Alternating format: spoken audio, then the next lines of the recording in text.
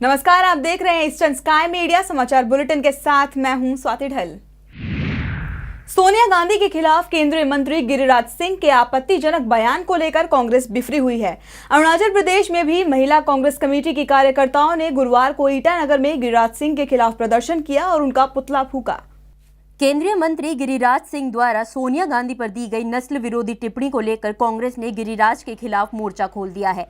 अरुणाचल प्रदेश महिला कांग्रेस कमेटी की कार्यकर्ता ने भी गुरुवार को ईटानगर स्थित कांग्रेस भवन में गिरिराज सिंह का पुतला फूका और उनके खिलाफ जमकर नारेबाजी की। महिला कार्यकर्ताओं की मांग है कि गिरिराज सिंह को उनके पद से हटाया जाए।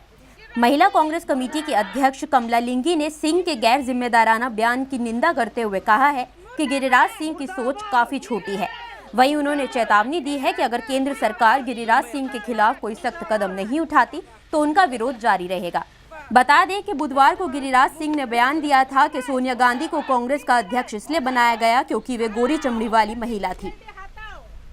मैडम सोनिया जी के लिए जो भाषा प्रयोग किया है वो बहुत ही गलत है। उनका सोच गलत है, विचार गलत है, उनका नज़रिया गलत है, इसलिए हम लोग उनका अगेंस्ट में प्रोटेस्ट कर रहे हैं। मैं ये गिरिराज जी से एक प्रश्न पूछना चाहती हूँ कि उनका पार्टी में भी बहुत सारा महिलाएं हैं, MP है, MLA है, उन लोग भी गौरी, उनका बारे में उनका क्या विचार है, क्या सोच है, क्या नज़रिया, उन लोग के लिए भी ऐसे सेम नज़रिया सोच रखता है क्या? वही है हम लोग का उनका मिनिस्टर से हटाना है, स्टेप डाउन करना है, मिनिस्टर से हटा देना है, हो सके तो पार्टी से उनको निकाला दिया जाएगा। वही हम लोग का डिमांड है। अरुणाचल प्रदेश के युवाओं के लिए अच्छी खबर है। केंद्रीय मानव संसाधन विकास मंत्रालय ने पापुम-पारे में गवर्नमेंट इंजीनियरिंग कॉलेज की स्थापना के लिए मंजूरी दे दी है। पापुम-पारे के तोरू में गवर्नमेंट इंजीनियरिंग कॉलेज बनाया जाएगा, जिसकी आधारशिला राज्य के मुख्यमंत्री नाबम तुकी 15 अप्रैल को रखेंगे। इसके साथ ही ईटानगर के डेरा नातुंग गवर्नमेंट कॉलेज और पासीघाट के जवाहरलाल नेहरू कॉलेज को मॉडल डिग्री कॉलेज में तब्दील करने पर भी केंद्रीय मानव संसाधन विकास मंत्रालय द्वारा मुहर लगा दी गई है। ये कार्य राष्ट्रीय उच्चतर शिक्षा अभियान के तहत किया जाएगा। पापुम-पारे में गवर्नमेंट इंजीनियरिंग कॉलेज बनने से इंजीनियरिंग के छात्रों को काफी सहूलियत मिलेगी, क्योंकि अब उन्हें पढ़ाई के लिए दूसरे राज्यों में नहीं जाना पड़ेगा। त्रिपुरा में आगामी ADC चुनावों को लेकर असम से विधायक और ऑल इंडिया कांग्रेस कमेटी के सचिव भूपेन बोरा पार्टी कार्यकर्ताओं में दम भरने के लिए बुधवार को त्रिपुरा पहुंचे। बुधवार को असम से विधायक और ऑल इंडिया कांग्रेस कमेटी के सचिव भूपेन बोरा ने अगरतला प्रदेश कांग्रेस भवन में TPCC के सदस्यों से मुलाकात की। इस मुलाकात में TPCC के अध्यक्ष ब्रजीत सिन्हा, विधायक डीवा चंद्रा, आशीष साहा सहित कई वरिष्ठ नेता मौजूद थे। बैठक के बाद TPCC अध्यक्ष ब्रजीत सिन्हा ने बताया कि भूपेन बोरा ने त्रिपुरा में आगामी ADC चुनाव की तैयारी का निरीक्षण किया, साथ ही कुछ महत्वपूर्ण निर्देश भी दिए। वहीं भूपेन बोरा ने ADC चुनावों में पार्टी की जीत पर भरोसा जताया। बता दें कि त्रिपुरा में ADC चुनाव 3 मई को होंगे और 6 मई को चुनाव के नतीजे घोषित किए जाएंगे। আমরা তো বহুত আশাবাদী যে এখানে ত্রিপুরা প্রদেশ কংগ্রেস কমিটি ইউনাইটেডলি কাম শুরু করছে। ওখানে 28টা সিটে প্রার্থী তালিকা প্রস্তুত হয়েছে। আমরা বহুত আশাবাদী যে এবার ত্রিপুরার জনজাতি রাইজ কংগ্রেসকে সমর্থন দিব তাদের উন্নতির জন্য। তো তাদের যে শোষণ হয়েছে, তাদের যে বঞ্চনা, এই বঞ্চনা আর শোষণের বিরুদ্ধে কংগ্রেস লোকে তাদের পুরা সমর্থন দিব, এটা আমি আশা করছি। যে মেইনলি অটোনোমাস ডিস্ট্রিক্ট কাউন্সিলের যে ইলেকশন, এই ইলেকশনের ব্যাপারে তিনি খবরাখবর নিতে এসছেন এবং আমাদের শ্রীমতী সোনিয়া গান্ধীর কিছু ডিরেকশন নিয়েও উনি এসছেন, উনি আমাদেরকে বলবেন। এবং আপনারা জানেন যে ত্রিপুরা যে tribal area autonomous district council Tripura 3 ভাগে 2 অংশ জমি নিয়ে গঠিত হয়েছে। বিরাট এরিয়া এর একটা অটোনোমাস ডিস্ট্রিক্ট কাউন্সিলের কনস্টিটুয়েন্সি 4টা 5টা ইভেন 7টা বিধানসভা পাস করে গেছে এবং এটা বড় একটা ইলেকশন। এবং আমরা স্বাভাবিক এবারে ইলেকশনে যে আমরা মানুষের কাছে কিছু দাবি নিয়ে যাব, আবদা নিয়ে যাব এবং Tripura tribal area autonomous district council Shrimati Indira Gandhi গড়ে দিয়েছিলেন, कांग्रेस पार्टी এটা দিয়েছে। पूरे देश के साथ साथ पूर्वोत्तर राज्यों में भी मिशन इंद्रधनुष पर जोरों शोरों से काम चल रहा है। बुधवार को गुवाहाटी के Indian institute of bank management में मिशन इंद्रधनुष पर मीडिया कार्यशाला का आयोजन किया गया। गुवाहाटी के Indian institute of bank management में मिशन इंद्रधनुष पर हुई मीडिया वर्कशॉप का आयोजन यूनिसेफ के सहयोग से पूर्वोत्तर के लिए क्षेत्रीय संसाधन केंद्र द्वारा किया गया था। वर्कशॉप में मौजूद RRC के डायरेक्टर डॉक्टर AC बाइशिया ने बताया कि इस मिशन के तहत साल 2020 तक ऐसे सभी बच्चों का टीकाकरण करना है जिन्हें कुछ महत्वपूर्ण बीमारियों से लड़ने के टीके नहीं लगाए गए हैं। उन्होंने इस मिशन को सफल बनाने के लिए मीडिया के लोगों से अनुरोध किया कि वो इसमें महत्वपूर्ण भूमिका निभाते हुए लोगों को मिशन के बारे में जागरूक करें। इसके साथ ही आरआरसी के डायरेक्टर ने मिशन इंद्रधनुष को ग्रामीण स्तर तक पहुंचाने की जरूरत पर भी बल दिया और स्वास्थ्य विभाग को निर्देश दिए कि वो दूर दराज के क्षेत्रों तक पहुंचकर काम करे ताकि कोई भी बच्चा टीकाकरण से वंचित न रहे।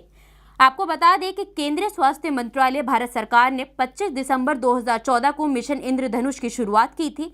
इस मिशन के तहत डिफ्थीरिया, काली खांसी, टेटनस, पोलियो, टीबी, खसरा और हेपेटाइटिस बी के टीके लगाए जाएंगे। मिशन को सफल बनाने के लिए आशा कार्यकर्ताओं और ग्राम स्तर तक विभिन्न विभागों के अन्य कर्मचारियों का सहयोग भी लिया जाएगा।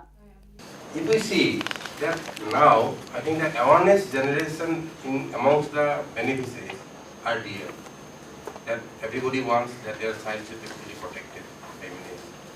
Only thing this information reaching on the right time, whether the child has reached the actual age when they should take their children for the immunization session, and afterwards, if something happens, that is one of the main drawback of the dropout of the immunization. If after immunization something happens, either fever or afterwards, that counseling of the mothers and the parents, particularly in the community, is missing.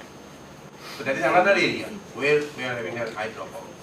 What is our aim? That each and every child in our community should be fully immunized with right dose at right age.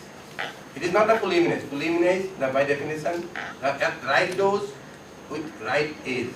Full immunization after 1 year, that will be excluded from the full immunization definition. Again, that is another important thing. So my request to this media persons, at least to take the message to the doorstep of the community. Bangladesh के जरिए त्रिपुरा में चावल की ढुलाई का काम मंगलवार से शुरू कर दिया गया है। बदरपुर से अगरतला तक ब्रॉडगेज परिवर्तन कार्यों के कारण रेल सेवाएं बंद है और नेशनल हाईवे 6 की खराब हालत को देखते हुए एफसीआई ने ये फैसला लिया है। मंगलवार को सभी अधिकारियों की उपस्थिति में 16 से 17 टन चावल 10 बांग्लादेशी ट्रकों में भरकर त्रिपुरा लाया गया। इसके लिए पहले चावल को जहाजों में लादकर कोलकाता से बांग्लादेश के आशुगंज बंदरगाह लाया गया।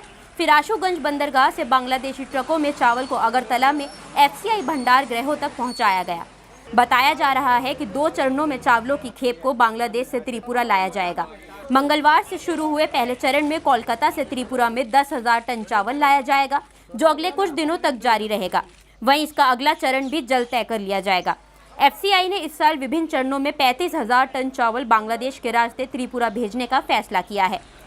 बता दें कि असम के लुमडिंग से सिलचर और बदरपुर से अगरतला तक रेलवे ट्रैक पर मेगा ब्लॉक का काम चल रहा है, जो अगले मार्च 2016 में खत्म होगा। ऐसे में त्रिपुरा सरकार ने ब्रॉड गेज परिवर्तन का काम पूरा होने तक बांग्लादेश के रास्ते राज्य के लिए नियमित रूप से चावल आपूर्ति के लिए केंद्र सरकार से आग्रह किया है। वहीं बांग्लादेश सरकार ने कूटनीति बातचीत का पालन करते हुए बिना किसी शुल्क के आशुगंज बंदरगाह के माध्यम से 35,000 टन चावल ले जाने की अनुमति दे दी है। एफसीआई ने पिछले साल 2 चरणों में बांग्लादेश के रास्ते आंध्र प्रदेश के विशाखापट्टनम बंदरगाह से त्रिपुरा को 10,000 टन चावल भेजा था। अगरतला में बुधवार से ओडिशा महोत्सव की शुरुआत हो गई है। महोत्सव का उद्घाटन राज्य के मुख्यमंत्री मणिक सरकार ने किया। अगरतला के नारजुल कला क्षेत्र में बुधवार से ओडिशा महोत्सव का आगाज हो गया है। ये महोत्सव 7 दिन तक चलेगा। बुधवार को हुए उद्घाटन समारोह में मणिक सरकार के साथ साथ सूचना और सांस्कृतिक मंत्री भानुलाल साहा भी मौजूद थे। इस दौरान मणिक सरकार ने कहा कि त्रिपुरा में रहने वाले ओडिशा के लोगों को किसी भी सामाजिक और राजनीतिक परेशानी का सामना नहीं करना पड़ता। त्रिपुरा की संस्कृति विविधता में एकता को दर्शाती है। मणिक सरकार ने बताया कि त्रिपुरा में लगभग 5,000 उड़िया लोग रहते हैं और अगर उनमें से किसी को भी किसी भी तरह की परेशानी होती है तो वो त्रिपुरा सरकार से संपर्क कर सकते हैं। सरकार उनका पूरा सहयोग करेगी। महोत्सव का आयोजन ओडिशा समाज त्रिपुरा द्वारा करवाया गया था। People of Odisha who have been residing here in Tripura, I believe they are not facing any social or political trouble being Odia here in Tripura, because our culture of Tripura is also unity in diversity. This is the ethos of our cultural tradition. I would urge upon the people of Odisha who have been residing here in Tripura, they also should not hesitate in discharging their responsibilities in their place of work for the upgradation of the society of Tripura and benefit of the common people of Tripura. The people of Odisha in Tripura face any trouble, any social or political, they should not hesitate to contact with the government of Tripura, and we shall try our level best to sort out all sorts of problem being faced by you, if any, and we would like to move together with hand holding. Arunachal Pradesh के Solang Mopin ground में Mopin festival के एक भाग के रूप में 31 मार्च से विभिन्न सांस्कृतिक प्रतियोगिताओं की शुरुआत हो गई है। 5 मार्च को मोपिन का मुख्य त्योहार मनाया जाएगा। कानूबारी से विधायक गाब्रिएल डी वांगसू ने लिरोमोबा से विधायक नेमार कारबाग की उपस्थिति में सांस्कृतिक प्रतियोगिताओं की शुरुआत की। प्रतियोगिता में ईटानगर के विभिन्न भागों से 17 ट्रेडिशनल डांस ग्रुप्स ने हिस्सा लिया है। वहीं इस दौरान वांगसू ने गालो समुदाय के सभी लोगों को मोपिन त्योहार की शुभकामनाएं दी और आदिवासी संस्कृति के संरक्षण पर बल दिया। बता दें कि मोपिन गालो समुदाय का प्रमुख त्योहार है। ये फसल कटाई और मानवता के बीच सद्भाव का त्योहार है।